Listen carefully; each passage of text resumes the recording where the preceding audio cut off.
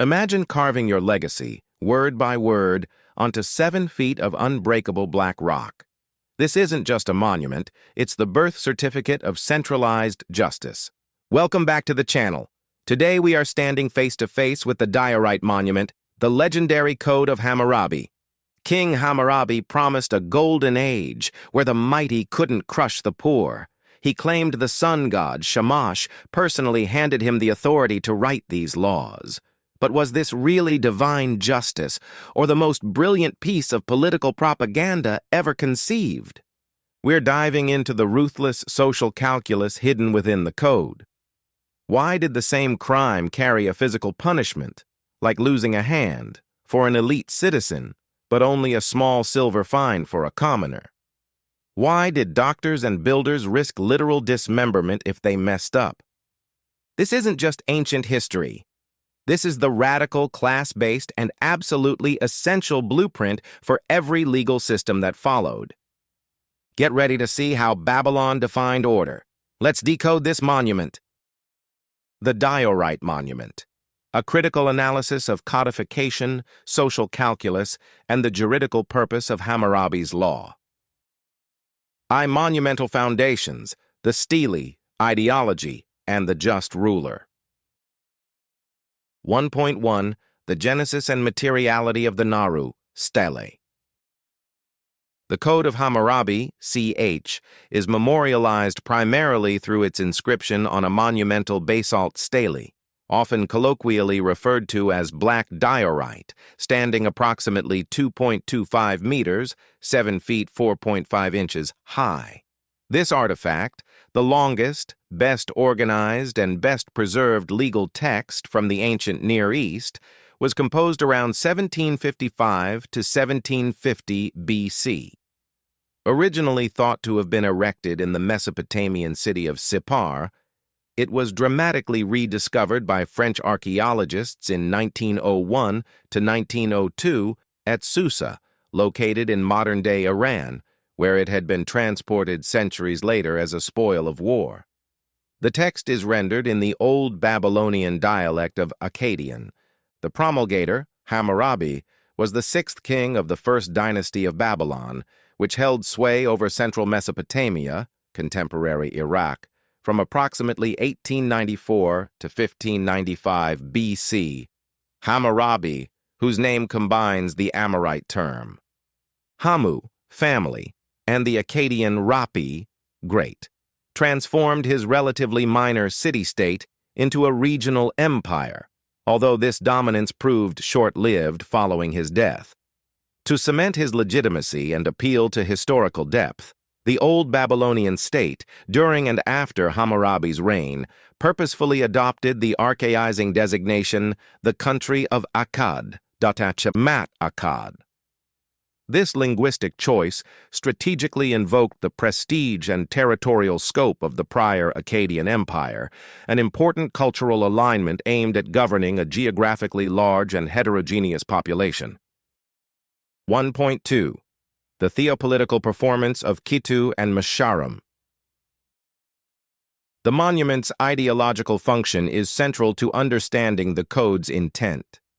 The apex of the stele features an elaborate relief sculpture depicting Hammurabi receiving his mandate directly from Shamash, the Babylonian sun deity, who held the supreme role as the judge of both gods and humankind. This visual narrative served to promote the king's authority as divinely conferred, aligning his governance with the cosmic principles of Kitu, truth or divine order, and muškēnum, justice or equity. Shamash, who is identified by his horned crown and rays, is illuminating the truth and is often depicted holding the rod and ring, symbols traditionally associated with terrestrial and divine authority, and the instruments of measurement and judgment. This visual narrative establishes that the legal statutes detailed below are not merely royal whims, but the literal enactment of divine will, ensuring their unquestionable legitimacy and reinforcing the principle that the ruler himself was bound by the higher mandate of Kitu and muškēnum. A critical analysis of the law's scope reveals a deep political linkage between royal legitimacy and environmental management.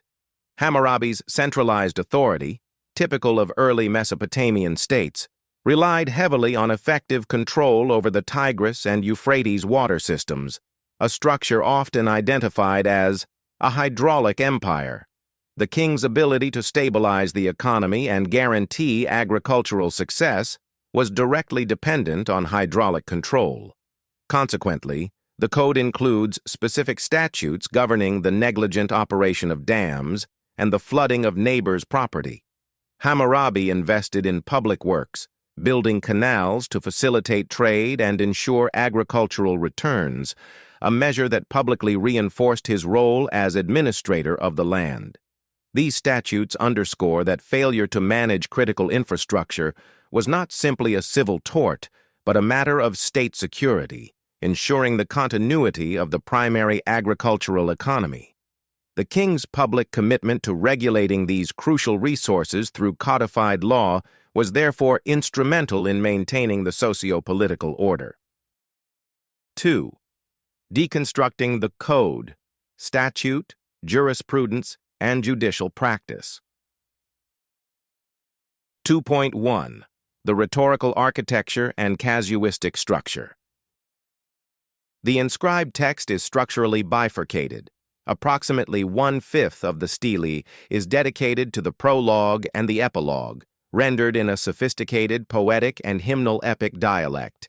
In the prologue, Hammurabi overtly states that the gods granted him rule specifically to prevent the strong from oppressing the weak. This section utilizes a high poetic register to celebrate his military conquests and his consequent selection by the god Marduk, the patron god of Babylon, to bring justice and well-being to the land. The remaining 4/5 of the text contains between 275 and 300 provisions, conventionally referred to as the laws, which are organized and comprehensive, covering criminal, family, property, and commercial law. These provisions adhere strictly to a casuistic format, expressed as conditional sentences. If a man has done X, then Y shall be the consequence. This formal structure, inherited from earlier codes like that of Ur-Nammu, naturally leads to the interpretation that the text functions as a collection of legal precedents or abstract records of established judicial outcomes, defining the necessary response to specific scenarios. The continuity of this legal tradition is evidenced by the fact that the inscription was copied and studied by Mesopotamian scribes for over a millennium, suggesting its enduring educational and canonical value. 2.2. The legislative controversy, law in theory versus law in practice. A central debate in Assyriology challenges the traditional view that the Code of Hammurabi functioned as a prescriptive statute book that judges regularly consulted and applied. The evidence undermining the legislation theory is substantial. First, a thorough examination of the massive corpus of extant Mesopotamian legal documents reveals that judges never explicitly cite the Code or any other comprehensive law collection as a source of authority. Furthermore, many actual Old Babylonian judicial decisions appear to contradict the specific rules outlined in the Code. Finally, the Code occasionally addresses highly specific or even seemingly improbable circumstances, e.g., Law 270 regarding threshing with goats, suggesting the compilation serves a purpose other than everyday regulatory enforcement. This documentary lacuna suggests that the stele did not serve as a dynamic legal tool, but rather as a formalized statement of principles. Scholars often argue that the document functioned instead as a work of jurisprudence or legal theory, a collection of decisions that define the proper legal rules and prescriptions sanctioned by the supreme sovereign. This is supported by the fact that judges did frequently cite royal muškēnum decrees, executive edicts for economic relief. The Stele's creation represents a deliberate effort by Hammurabi to establish and memorialize his political and intellectual dominance by producing the most detailed and sophisticated legal text of his era. Its public display of written laws, accessible to all, also stands as a significant precursor to the modern ideal of the rule of law and transparency in governance. Third, the social architecture of justice, hierarchical differentiation, the calculus of class. 3.1. Defining the Babylonian tria, status and dependency. A fundamental characteristic of Hammurabi's legal system is its explicit acceptance and rigid codification of social stratification. Babylonian society was formally divided into three classes, and the legal consequences, including compensation, liability, and punishment, were applied differentially based on the status of both the offender and the victim. The highest stratum was the Amēlum, generally translated as gentleman, patrician, or propertied citizen. These individuals were independent landholders, had full civil rights, and their life events were formally recorded. They enjoyed aristocratic privileges but were also subject to heavier punishments and higher fines for their offenses. The intermediate class was the muškēnum, freedmen or dependent. These were free commoners who may have been landless. Texts suggest that they were often common citizens or palace employees who might be given land in usufruct right of use, but did not hold outright ownership, creating a status of dependence. In cases of injury, the muškēnum was legally obligated to accept predetermined monetary compensation, fines paid in silver, rather than demanding corporal retaliation. The lowest echelon was the ardu, the slave. Slaves were legally designated as property, chattel, identified by markings or brands. Despite being property, the Babylonian system recognized the slave's capacity to function as a semi-autonomous economic unit, allowing them to carry on personal businesses, own property, and even buy their freedom. 3.2. Differential justice, variable application of penalties. The core of Hammurabi's legal calculus is the proportional application of justice based on class. A legal action resulting in harm to an individual of high status demanded a severe penalty, whereas the same action against a lower status person often required only economic restitution. This principle is most clearly demonstrated in the application of Lex Talionis, eye for an eye or retribution in kind. True physical retribution, the principle requiring reciprocal physical harm, was functionally restricted to cases where the injury was inflicted upon an Amēlum by another Amēlum. If a citizen injured someone of lesser status, or if a lower status individual injured an Amēlum, the penalty generally reverted to pecuniary compensation. For instance, a doctor's fee for a successful surgery was 10 silver shekels for an Amēlum, 5 shekels for a muškēnum, and 2 shekels paid by the owner for a slave. This legal stratification establishes that the body and personal loss of the land-owning citizen, Amēlum, were intrinsically irreplaceable, demanding parallel suffering, Talionis. In contrast, the harm sustained by the muškēnum or the ardu was calculable and compensable via fixed silver payments, explicitly tying their legal standing to their economic worth. 4. The economics of injury and accountability, retribution versus restitution. 4.1. The retributive shift in Mesopotamian law. The Code of Hammurabi stands as a significant point of departure from earlier Sumerian legal traditions. Precursors such as the Code of Ur-Nammu, circa 21st century BC, and the Code of Lipit Ishtar generally favored pecuniary compensation, the payment of fines or monetary restitution, for physical harm. Hammurabi's work is principally recognized for institutionalizing the stricter, more visible principle of Lex Talionis. This shift projected the centralized state's absolute power through visceral public punishment. However, the laws demonstrate that economic stability remained paramount, particularly in matters of family and property. Women, though subordinate in the patriarchal structure, held significant legal standing regarding property and economic independence. The code meticulously regulated dowries, nudunu, and inheritance rights, guaranteeing that inherited property brought into the marriage was protected from the in-laws and preserved for the woman's children or returned to her natal family. This legal mechanism acted as a crucial structural safeguard for inter-clan capital transmission in an agrarian society.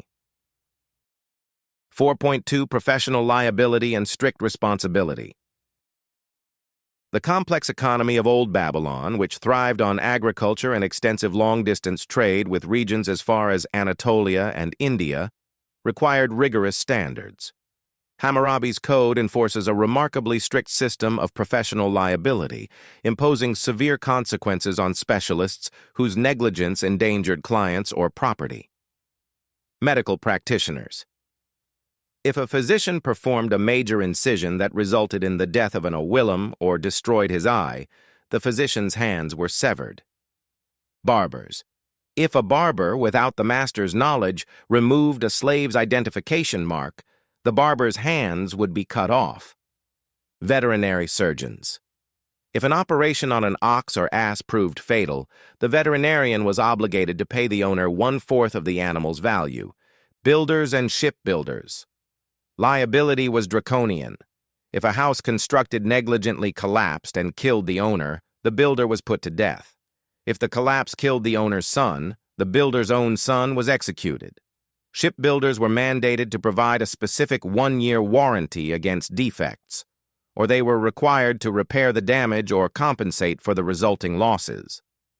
The severity of the corporal punishment imposed on failing professionals, e.g., the loss of hands, served not only as a potent public deterrent, but also as a procedural mechanism to immediately and visibly remove the offender from the skilled profession, preventing recidivism in critical fields.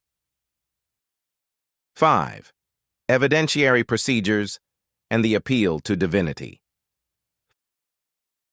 5.1 The weight of the burden of proof. Mesopotamian jurisprudence, as evidenced in the Code, placed the burden of proof, onus probandi, squarely upon the accuser. The Code is widely recognized for introducing one of the earliest recorded notions of the presumption of innocence.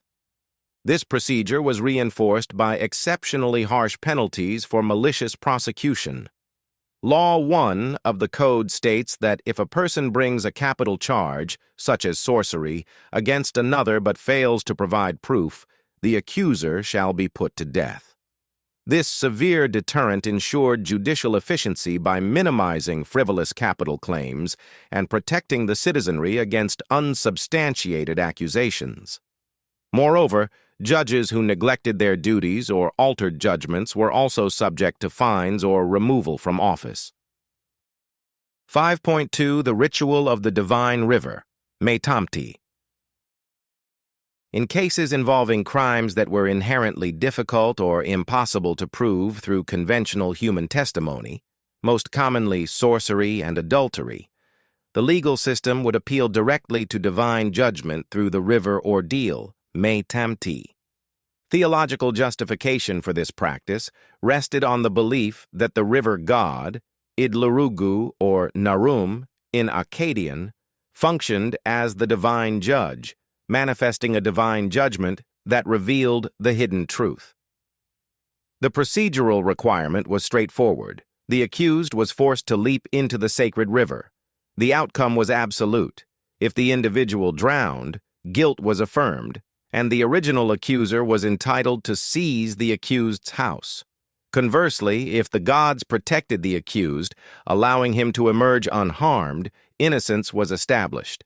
In this event, the original accuser was immediately executed, and the exonerated party was awarded possession of the accuser's house.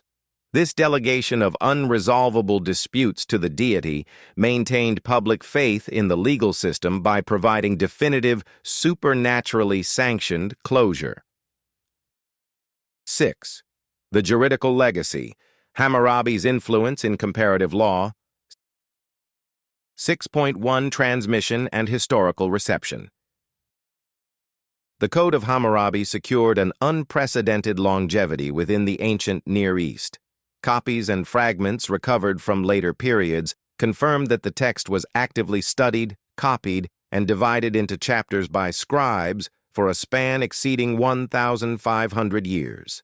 Its legal principles remained influential through the subsequent Persian, Greek, and Parthian conquests, even providing foundational elements that shaped, later, Syro-Roman and Mohammedan law within Mesopotamia.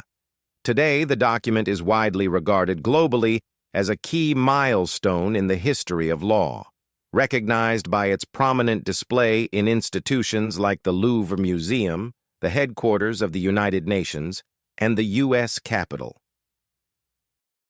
6.2 The Parallelism with the Hebrew Covenant Code, Exodus 20-23.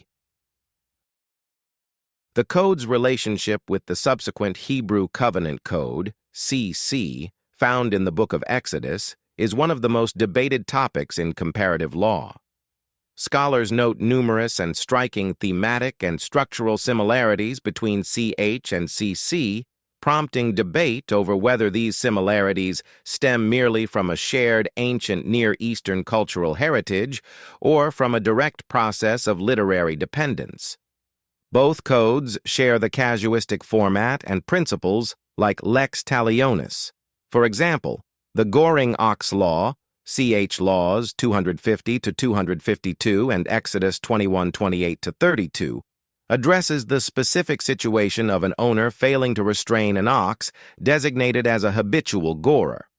However, significant differences arise in the application of penalties, with CH stipulating a payment of 1/3 of a mina, 20 silver shekels, if the ox gores a slave, while the CC requires a payment of 30 silver shekels. Some scholars argue that the CC authors engaged in a deliberate creative revision of Hammurabi's esteemed text, adopting its framework while systematically removing explicit class discrimination and injecting monotheistic theological principles. 6.3 Fundamental Divergence in Juridical Philosophy. While structural parallels exist, the foundational philosophical and theological differences between the two codes are profound. The Code of Hammurabi is predominantly concerned with civil and criminal law, focusing on horizontal relationships and maintaining socio-economic order within a polytheistic framework.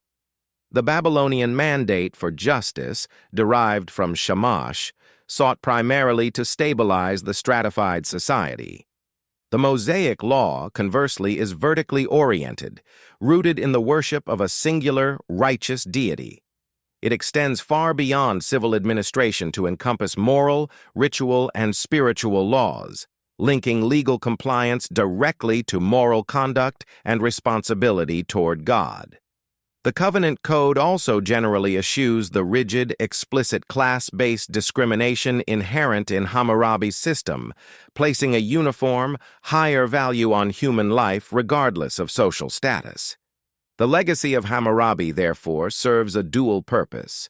It provides a structural foundation for subsequent casuistic law, but also highlights the moral and social shifts in Near Eastern jurisprudence. The differences between the systems underscore the contrast between Babylonian justice, which prioritized rigid, status-based protection of property, and the evolving legal ethics of later traditions, which began to emphasize moral equality and compassion alongside justice. We've decoded the monumental reality of Babylonian justice. We saw the Amēlum elite reserved the brutal symmetry of Lex Talionis for themselves, demanding an eye for an eye, while the common muškēnum was simply valued in silver, a calculated measure to protect the state's economic stability. This entire system, from the death sentence for false accusers to the terrifying divine judgment of the river ordeal, wasn't just law. It was a political theology, designed by Hammurabi as the agent of Shamash to create order and cement his imperial power. This massive diorite monument wasn't consulted every day, but it became the canonical textbook for scribes for over 1,000 years, setting the intellectual standard for all subsequent legal thought. And that's its ultimate power. Its framework was so strong, later codes, including the Covenant Code, had to use it, but then deliberately re-engineer it, stripping away the class bias and adding morality. So here's the question. Which legal principle is more critical to modern society, Hammurabi's pioneering written codification, or the fundamental rejection of his class bias by those who followed? Let me know your takes in the comments below. If this deep dive into ancient power structures and jurisprudence blew your mind, hit that like button and subscribe so you don't miss our next historical breakdown.